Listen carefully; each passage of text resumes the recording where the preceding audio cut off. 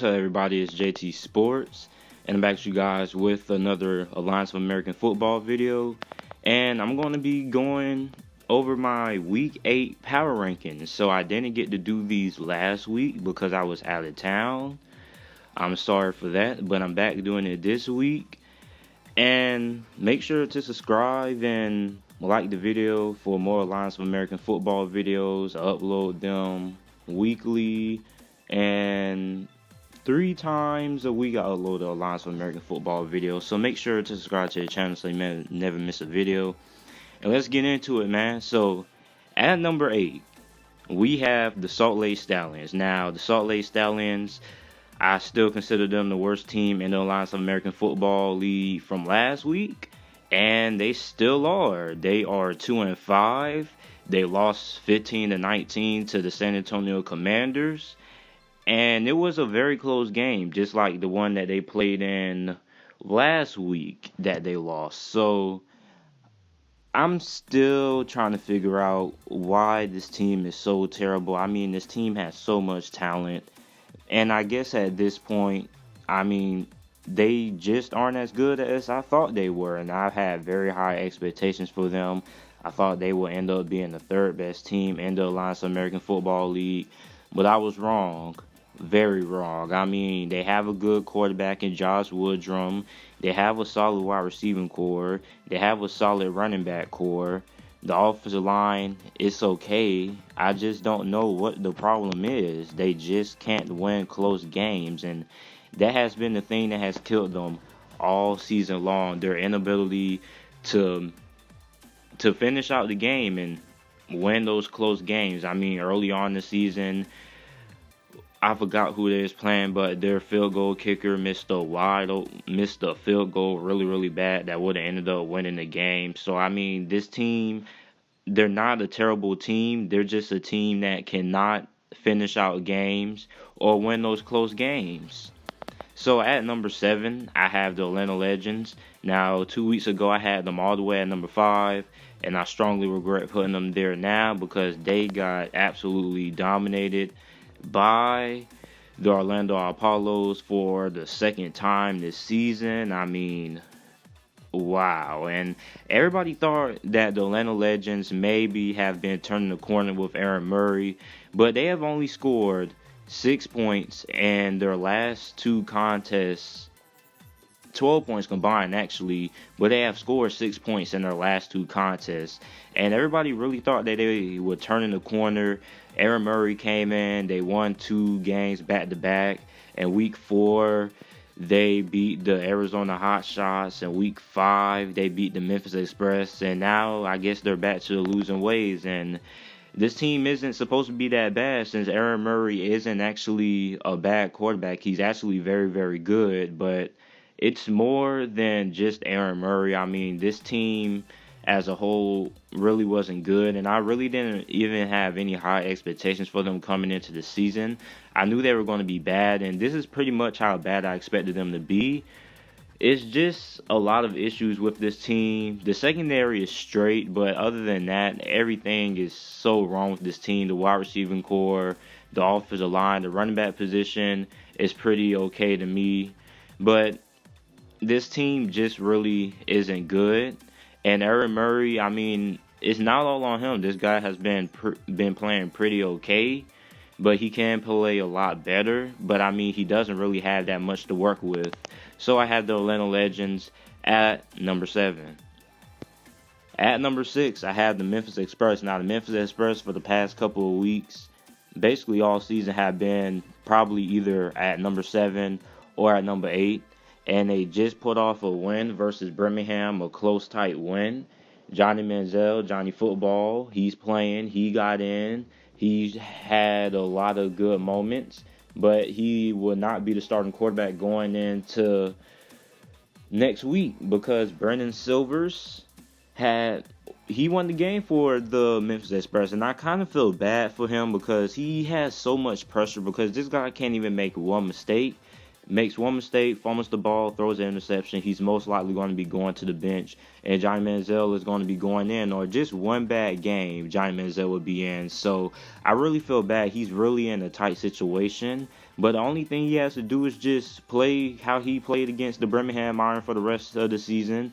And he should be able to hold off Johnny Manziel, even though Johnny Manziel is going to get in. He is going to make some big plays. But Brandon Silvers, if he's able to hold his own and keep on playing like how he was against the Birmingham Iron, he won't have to worry about Johnny Manziel. But the Memphis Express, even though they're 2-5, I still don't think they're going to make it to the playoffs at this point. I mean, they have so much catching up to do, and they're playing in the East. I mean, maybe they can catch up with the Birmingham Iron. I don't know. The Birmingham Iron, they are 4-3. The Orlando Apollos already have their playoff seat locked up, but maybe they could catch up. But at this point, it's kind of a 25% chance. But I'm not saying there is no chance, because the Birmingham Iron, they're I don't really know what's going on with the Birmingham Iron, but there is a chance that the Memphis Express can get into the playoffs. But the Memphis Express right now are at number 6. I'm not putting them no way higher, because this is their first win in about a couple of weeks. So I had them at number 6. At the lucky number 5 spot, I have the San Diego Fleet. Now, 2 weeks ago, I had the San Diego Fleet ranked, I believe I had them ranked number 3. They had a great running game. Great. Everything was going great. Mike B was playing very good, or very okay. And now these guys had dropped their last 2 games in a row, and they got destroyed on playing Arizona 15-32. Now, I don't know what's going on with them, but I'm pretty sure that they are going to be able to right the ship, because they have a very good running game, and as long as you're able to have a pretty solid rushing attack, you should be able to win games. And they play the Salt Lake Stallions this week, so they should be able to get to 4-4. And they're right in the thick of things when it comes to the playoff hunt and the Western Conference of the Alliance of American Football League, because it's not really a lot of separation. You have the San Antonio Commanders and the Arizona HOTSHOTS. But with a win, those guys can be at 4-4. And the Arizona HOTSHOTS and the San Antonio Commanders, if the Arizona HOTSHOTS end up losing to the San Antonio Commanders, they'll be tied at 4-4. Or the San Antonio Commanders lose, they'll be at 5-3. So it's pretty much anybody's game. Anybody's pretty able to get into the playoffs for the Western Conference at this moment, and it's going to come down to probably the last week of the Alliance of American Football regular season. But the San Diego Fleet, they need to be able to turn this ship around real quick, because I don't think they want to go down losing to the Salt Lake Stallions and then be at 3-5. So I think they're going to be able to bounce back, but for right now, I have them at number 5. At number 4, I have the Birmingham Iron. The Birmingham Iron, they're a freaking headache, because one week they look so good, and then other weeks they just look like they have no business being on a professional football field. So they beat the San Diego Fleet in week 6, and this week they lose to the Memphis Express. But I'm gonna have to give them credit. Their offense has been coming around lately for the past couple of weeks. They are able to score points now on offense. Luis Perez is finally starting to get some things done through the air. So the corner is turning for the Birmingham Iron, but I just have them at number 4 right now, because I mean, I have them at number 4 the last couple of weeks, because I just don't know. Like, they're not a bad team, but they're not a good team. They're just very inconsistent. But the offense is actually playing well now, and they should be able to right the ship, because they are playing the Atlanta Legends this week. And even though they did lose to the Memphis Express, that was a very close game. I just felt like Memphis Express won that game just based on momentum, because they have a whole bunch of things going in their favor. Johnny Manziel, his factor there. They also had the crowd into it. So the Memphis Express ended up beating the Birmingham Iron. The Birmingham Iron ended up losing.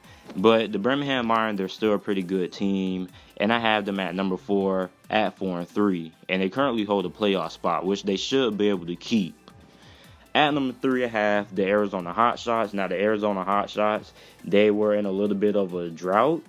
But the last 2 weeks, they have some pretty big wins. They beat the Orlando Apollos, and they beat the San Diego Fleet this week, 32-15. They're finally playing like the team that they're capable of playing of.